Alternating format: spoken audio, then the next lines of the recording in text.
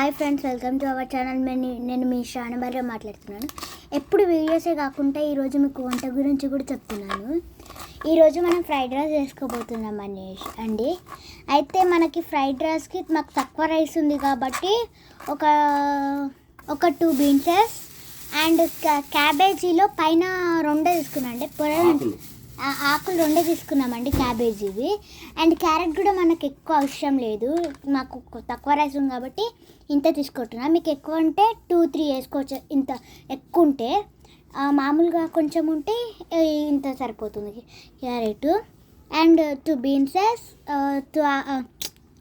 Cabbage and carrot and ఒక capsicum, ఒక 2 తెల్ల పచ్చిమిర్చి అండ్ కొత్తిమీర. ఇవన్నిటిని మన అందరూ కట్ చేపించుకోవాలండి. 8 ఐటమ్స్. ఎల్లిగడ్డ ఒకటి, అల్లం వెల్లుల్లి పేస్ట్ వేస్తున్నా. ఎల్లిగడ్డ ఉంది. కావాల్సిన పదార్థాలు ఇవ్వండి. అన్నిట్లో సన్నంగా కోసుకున్నాం కదా. క్యాబేజ్ 2 ఆకులు అండ్ బీన్స్, మనం అల్లం వెల్లిగడ్డ పేస్ట్ వేసుకున్నా కానీ కొద్దిగా వెల్లుల్లి వేసుకోవాలి. అండ్ క్యారెట్, బఠానీస్ అండ్ పచ్చిమిర్చి, క్యాప్సికమ్, కొద్దిగా కొత్తిమీర అండ్ కరివేపాకు వేసుకోవాలండి. 8 ఐటమ్లు మొత్తం ఇదే. Total 8 items. అండ్ మనం స్టవ్ ఆన్ చేసి ఎల్లిగడ్డతో 9 ఐటమ్స్. ఇప్పుడు మనం స్టవ్ ఆన్ చేసుకోవాలి. హై ఫ్లేమ్లో పెట్టుకొని 2 టేబుల్ స్పూన్ ఆయిల్ వేసుకోవాలండి. ఇందులో ఇప్పుడు మనము కొద్దిగా కరివేపాకు వేసుకోవాలండి. ఇది పచ్చిమిర్చి అండ్ కరివేపాకు 2 వేసుకోవాలండి.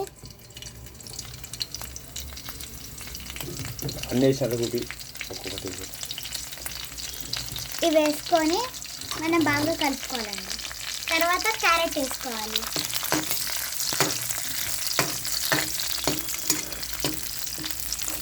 ఆఫ్టర్ క్యాబేజ్ వేసుకోవాలి. తర్వాత క్యాప్సికమ్ అన్నీ వేసుకొని లాస్ట్ కొత్తిమీర ఒకటి ఉంచాలండి. అండ్ చాలా బాగా మిక్స్ చేసుకోవాలి.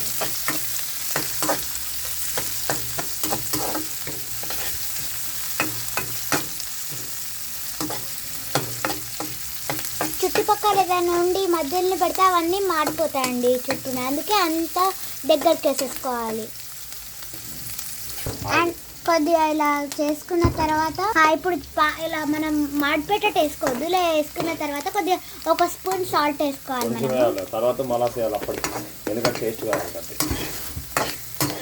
మనకి ఏ కర్రీస్లో అయినా సాల్ట్ కావాల్సిందే కదా, లేకపోతే టేస్టే ఉండదు. కలుపుకున్న తర్వాత రైస్ వేయాలండి. రైస్ని ఇలా క్రష్ చేసేసి అందులో వేసేసేయాలి. క్రష్ అంటే ఇట్లా మొత్తం కలిపేసేసి అన్నంలో వేసేసుకోవాలి. సాల్ట్ కారం అప్పుడే వేయకూడదు, ఎందుకంటే వాళ్ళు అలా అవుతుంది. ఇప్పుడు మొత్తం ఇట్లా మిక్స్ చేసుకున్న తర్వాత 1 టేబుల్ స్పూన్ కారం వేసుకోవాలి. 2 టేబుల్ స్పూన్. అండ్ తర్వాత మళ్ళీ సాల్ట్ వేసుకోవాలి, ఎందుకంటే ఈ రైస్లో కూడా వస్తుంది.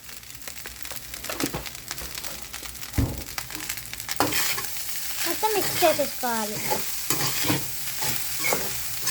మేము న్యాచురల్గా చేస్తున్నామండి.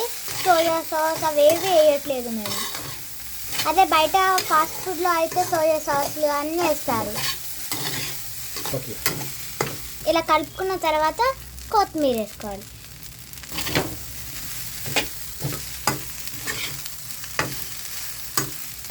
ఇక మొత్తం కలిపేసుకొని అలా ప్లేట్ పెట్టేసి ఒక 5 మినిట్స్ తర్వాత ప్లేట్లో పెట్టుకు తినండి. Ready friends.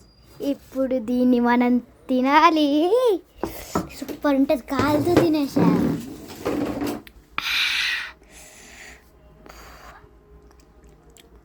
సూపర్ ఉంది.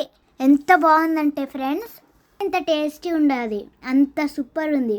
మీరు కూడా ఈ వీడియో నచ్చినైతే లైక్ చేయండి, షేర్ చేయండి, కామెంట్ చేయండి. పక్కన బెల్ ఐకాన్ కొట్టక మర్చిపోకండి. బాయ్.